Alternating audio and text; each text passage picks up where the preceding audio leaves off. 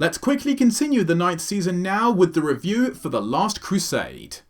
Scootaloo is ecstatic to receive a letter from her parents, informing her that they will soon be coming to visit Ponyville. But the excitement soon disappears when she finds out that they're planning to move her away. Nicole Dubuque is the writer for one of the most talked about episodes of the season so far, and also one of the strongest. The first big point of discussion comes not only from the introduction of Scootaloo's parents, Snap Shutter and Maine Allgood, but also the appearance of her Aunt Holiday and Auntie Lofty. Much has been said about these characters, as prior to the episode's premiere, it was confirmed that they are a same-sex couple.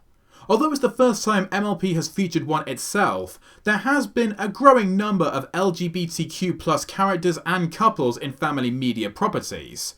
In the past few years, we've seen them appear in the likes of the live-action Beauty and the Beast, The Legend of Korra, Steven Universe, and most recently, Arthur.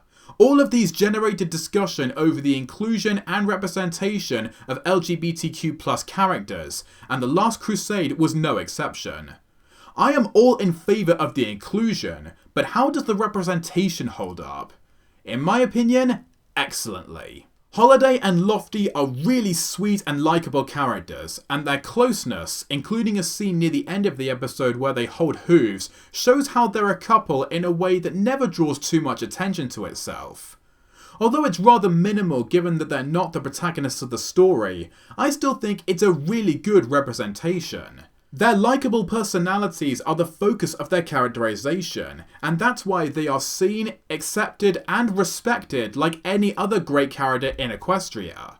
The fact that they happen to be a lesbian couple doesn't change that, and rightfully so, as it shouldn't do. The only possible downside here is that talking about how they're written in this episode almost takes away from how Scootaloo's parents are written.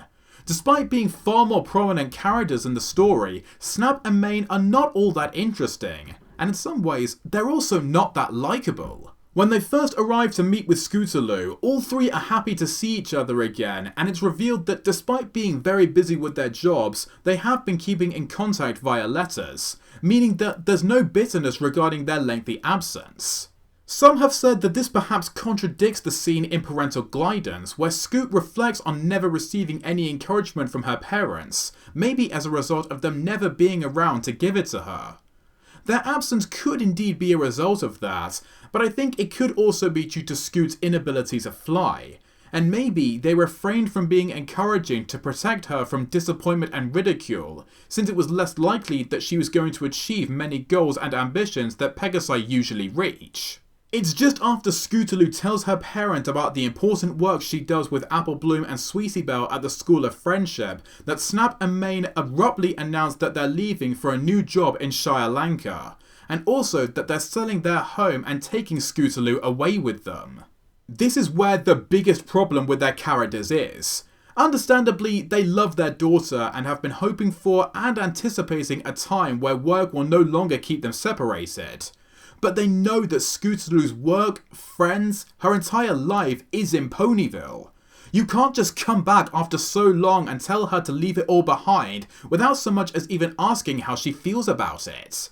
It was already sad to see the CMCs crying together in their clubhouse after first hearing this news, and seeing Scootaloo break down in tears after expressing her feelings to her parents is even more emotional. Fortunately, the story also features comical moments involving the CMCs attempting to make Scootaloo stay in Ponyville, which add enough humour into the episode to prevent it from being depressing. And the climactic scene, which sees numerous characters that the Crusaders have helped over the years come together to hold an appreciation day for them, and finally let Snap and Maine decide that Scootaloo can stay in Ponyville with her aunts after seeing just how important and meaningful their work is to everyone, makes for a beautiful conclusion to a terrific episode. And if this happens to be the last one to focus on the CMCs, it's a wonderful final chapter to end their story with. With plenty of great characters, moments, and emotionally effective and resonating storytelling and messages, I'm going to give The Last Crusade a gold star score of 9.